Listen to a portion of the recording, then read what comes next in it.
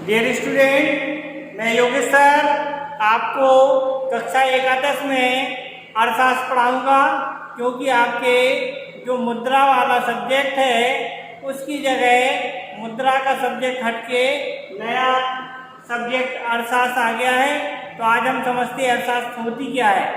तो सबसे पहले हम अर्थशास्त्र की परिभाषा को समझते हैं। तो अर्थशास्त्र की परिभाषा समझने के पहले हमें कुछ राइटरों के द्वारा अर्थशास्त्र के बारे में क्या कहा गया उस चीज़ को समझेंगे। तो सबसे पहले R.K. अग्रवाल क्या कह रहे हैं।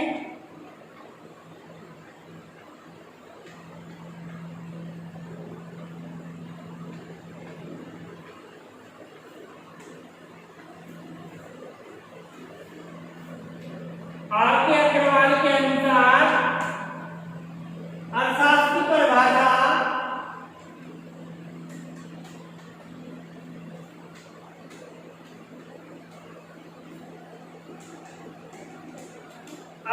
परिभाषा का अध्ययन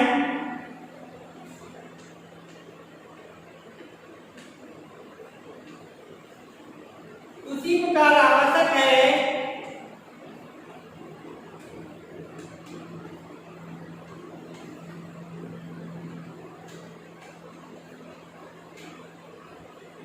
जिस प्रकार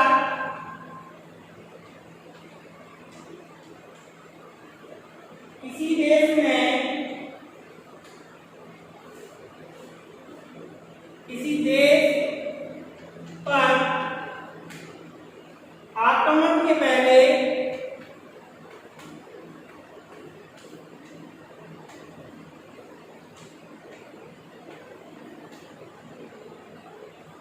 उस देश की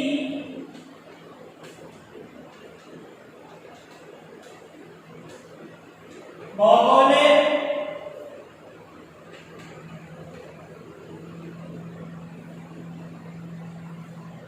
व सामरिक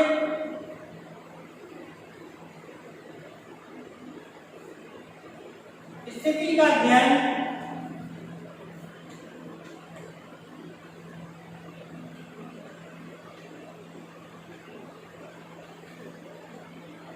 R.K. अग्रवाल ये कह रहे हैं कि हमारा अर्थशास्त्र इस प्रकार कह सकते हैं।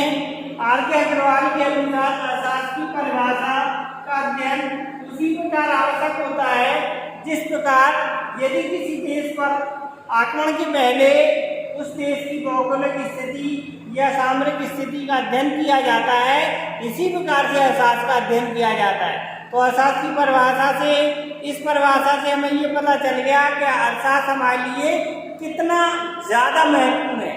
तो अर्थशास्त्र की महत्वपूर्णता इसीलिए बढ़ जाती है क्योंकि हमें भौगोलिक स्थिति का, अपनी आर्थिक स्थिति के अध्ययन के बारे में पता चल जाता है। अर्थशास्त्र की इस परिभाषा के बाद हम समझते हैं कि अर्थशास्त्र का परिचय कैसे करेंगे। हम तो देखते हैं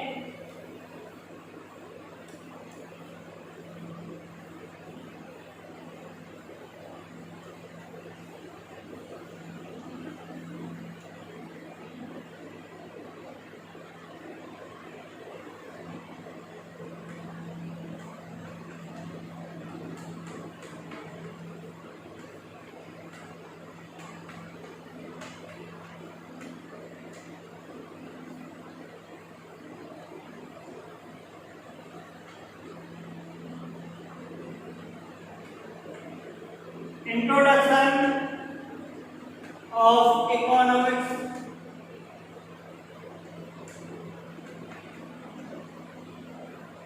अर्थशास्त्र का परिचय की जब हम बात करते हैं तो हर एक व्यक्ति, आज के समय में हर एक व्यक्ति को, चाहे वो स्त्री हो या पुरुष हो, अब प्रतिदिन कोई ना कोई वो काम करेगा।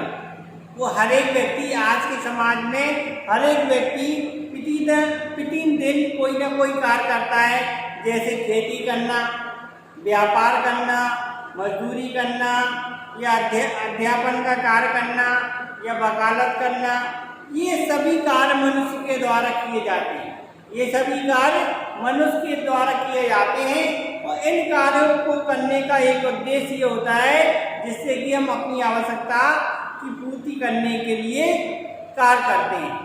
तो मनुष्य के द्वारा जो भी कार्य किए जाते हैं उन कार्यों को करने पर उसे कुछ न कुछ धन की प्राप्ति होती है और इस प्राप्त किए गए धन से वह अपनी आवश्यकता की वस्तुएं खरीदता है और अपनी आवश्यकता की पूर्ति करके वह आनंद प्राप्त करता है और इस आनंद प्राप्त करने पर उसे धन कमाने और क्रियाएं करने, धन कमाने के लिए कुछ क्रियाएं करनी पड़ती हैं। तो इस आनंद प्राप्त करने के लिए उसे कुछ क्रियाएं करनी होती हैं। जो क्रियाएं करनी होती हैं तो एक मनुष्य जो क्रियाएं करता है वो दो प्रकार की क्रियाएं करता है। पहली क्रिया होती है आर्थिक क्रिया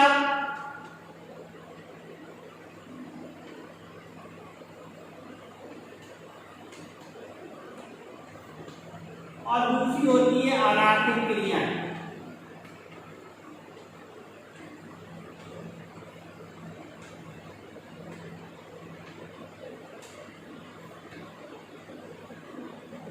आर्थिक क्रियाएं वे होती हैं जो धन कमाने के उद्देश्य से की जाती हैं, आर्थिक क्रियाएं कहलाती हैं।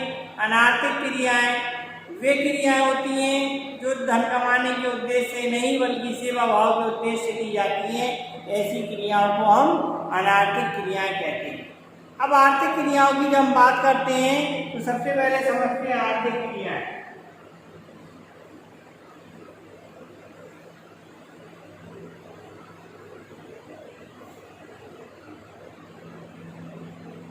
आर्थिक क्रियाएं वे क्रियाएं होती हैं जो मनुष्य के द्वारा अपने उद्देश्यों की प्राप्ति के लिए और धन प्राप्त करने के लिए की जाती हैं। ऐसी की गई क्रियाएं आर्थिक क्रियाएं कहलाती हैं। जैसे दूसरे शब्दों में वे सभी क्रियाएं जिसका उद्देश्य धन प्राप्त करना है उन्हें आर्थिक क्रिया कहते हैं। उदाहरण के लिए माल का बेचना, अध्यापक के द्वारा बच्चों को पढ़ाना, दर्जी के द्वारा कपड़े को सिलना, मोची के द्वारा जूते बनाना, बर्तन बनाना, वकालत करना, ये सारी क्रियाएं धन कमाने के उद्देश्य से की जाती हैं। जब ये धन कमाने के उद्देश्य से की जाती है इसीलिए इन्हें हम आर्थिक क्रियाओं के नाम से जानते हैं। अब देखते हैं आर्थिक क्रियाओं की विशेषताएं।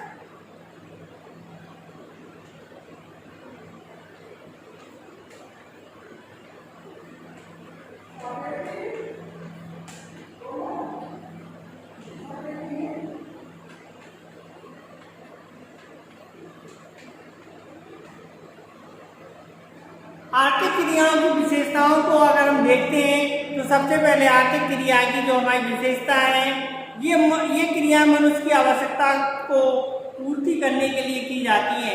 मनुष्य की आवश्यकता को पूर्ति करने के लिए जो क्रियाएं की जाती हैं उन्हें हम आर्थिक क्रियाएं कहते हैं। दूसरा, ये क्रिया धन कमाने के लिए की जाती हैं क्योंकि इन क्रियाओं को करने से उसे धन की प्राप्ति होती है। दूसरा, ये क्रियाएं उपयोगिताओं की वृद्धि करती है क्योंकि कोई ना कोई वस्तु का कार्य किया जाएगा तो हमारी उपयोगी चीज़ें बढ़ जाएंगी। ये क्रिया उपभोक्ताओं को वस्तु प्रदान करती हैं। ये क्रिया राष्ट्रीय आय में उचित वितरण करती हैं। तो ये समस्त क्रियाएं जो धन उत्पादन या धन प्राप्ति के लिए की जाती हैं ऐसी क्रियाओं को हम आर्थिक क्रियाओं के नाम से जानते हैं। नेक्स्ट, अनार्थिक क्रियाएं।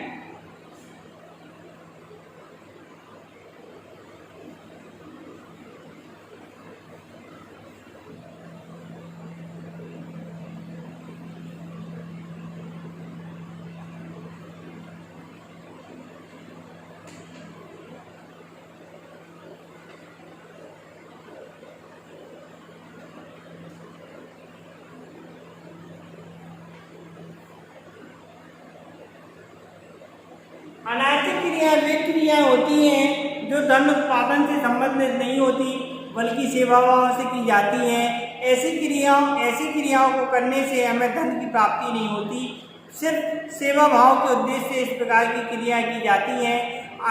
अनैतिक क्रियाएं कहलाती हैं। अनैतिक क्रियाएं वे क्रियाएं शामिल होती हैं जो जिनका उद्देश्य धन प्राप्त करना नहीं होता।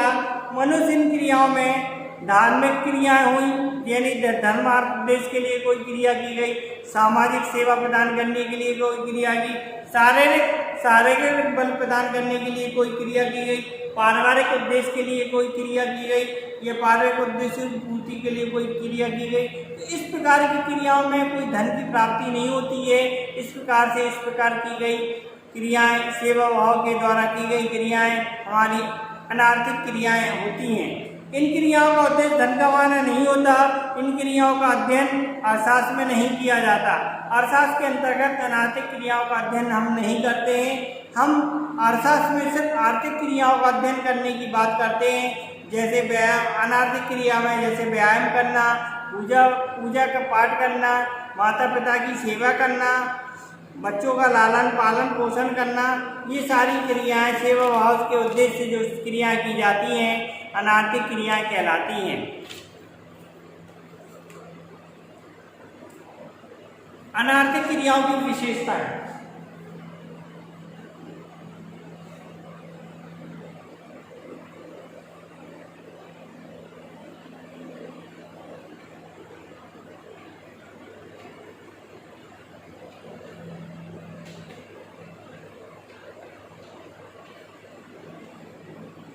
अर्थशास्त्र में आर्थिक क्रियाओं का अध्ययन किया जाता है, अनार्थिक क्रियाओं का कोई भी अध्ययन नहीं किया जाता है।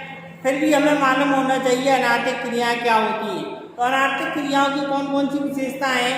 ये क्रिया धन कमाने के लिए नहीं की जाती, पहला। दूसरा, इन्हें मुद्रा के द्वारा नहीं मापा जाता है। इन क्रियाओं का संबंध धन से नहीं होता है। इन्हें पूरा करने का उद्देश्य आर्थिक नहीं होता है। इन्हें वैधानिकता प्राप्त नहीं होती है। तो इस प्रकार जो की गई क्रियाएं होती हैं अनार्थिक क्रियाएं होती हैं।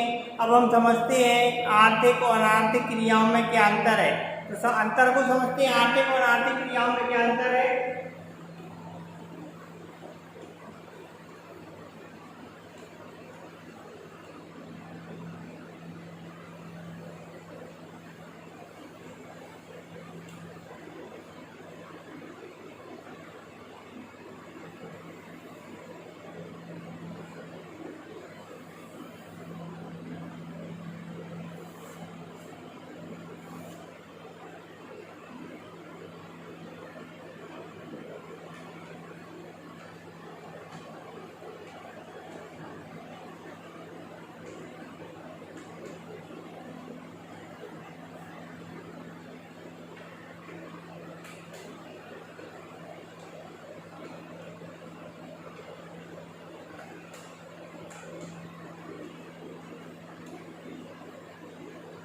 आर्थिक क्रियाएं और अनार्थिक क्रियाएं।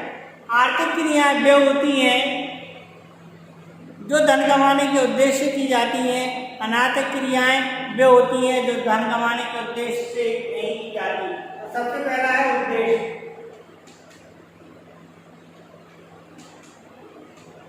इसका उद्देश्य धन कमाना होता है। इसका उद्देश्य क्या होता है? धन कमाना नहीं होता। इसका उद्देश्य होता है सेवा भाव।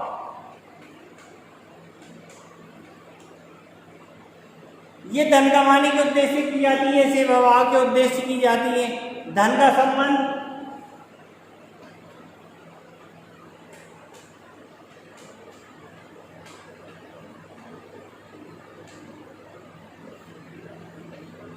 ये धन से संबंधित होती है। ये धन से संबंध रखती है। इनका सीधा संबंध धन से होता है। इनका धन से कोई संबंध नहीं होता। धन से संबंध नहीं होता।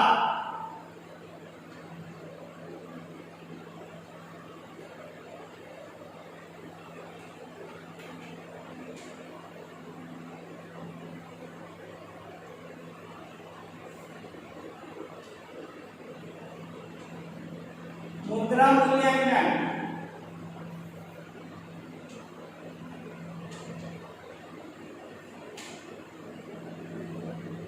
आर्थिक क्रियाओं में मुद्रा के द्वारा मूल्यांकन किया जाता है। अनार्थिक क्रियाओं का मूल्यांकन मुद्रा में नहीं किया जाता है। आर्थिक क्रियाओं में मुद्रा के द्वारा सभी समस्त क्रियाएं मुद्रा के द्वारा मूल्यांकित की जाती है। अनार्थिक क्रियाओं में मुद्रा से मूल्यांकन नहीं होता।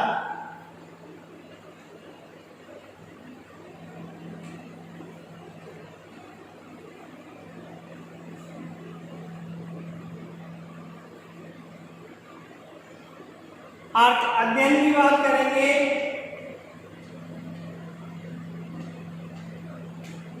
आर्थिक क्रियाओं का अध्ययन अर्थशास्त्र में किया जाता है। आर्थिक क्रियाओं इसमें अर्थशास्त्र में अध्ययन नहीं होता।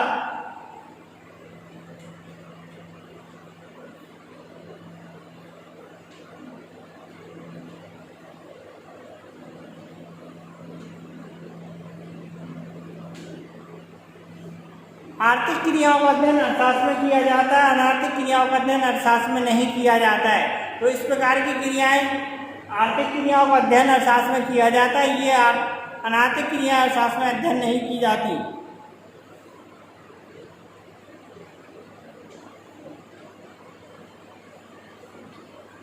आर्थिक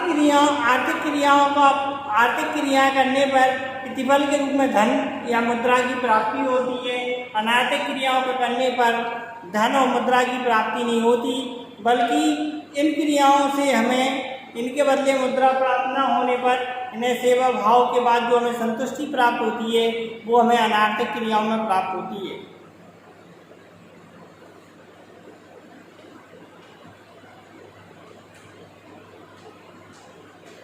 वैधानिकता, सरकार ने अनुज्ञा पत्र देकर खनन कार्य करना वैधानिकता की दृष्टि से सही माना गया है। ये क्रियाएं जो वैधानिक होनी चाहिए, इन क्रियाओं के बदले में धन की प्राप्ति होती है। इस प्रकार की क्रियाएं वैधानिकता के द्वारा आवश्यक है, जबकि अनैतिक क्रियाएं वैधानिकता की दृष्टि से आवश्यक नहीं है। जैसे सांसदों के द्वारा जूते बजाना, मर्यादा का पालन नहीं करना, ये हमारी आर्थिक क्रियाएं हैं। तो आर्थिक क्रियाएं वैधानिकता की दृष्टि से उचित है, अनैतिक क्रियाएं वैधानिकता की दृष्टि से कभी कभी अनुचित हो जाती हैं, क्योंकि यहाँ मर्यादा भंग हो जाती है। यहाँ नेता आपस में एक दूसरे में जूते बजाने का कार्य करते हैं। तो इस प्रकार की हमारी जो क्रियाएँ होती हैं वो अनैतिक क्रिया होती हैं। तो हमें आशा है कि आपको आर्थिक और अनैतिक क्रियाएँ अच्छी तरीके से समझ में आ गई होंगी। तो आशा है कि आप आर्थिक अनैतिक क्रिया को एक बार रिवाइज करके अच्छी तरीके से समझ लेंगे। धन्यवाद। कल नेक्स्ट टॉपिक पढ़ेंगे अपन अर्थशास्त्र में।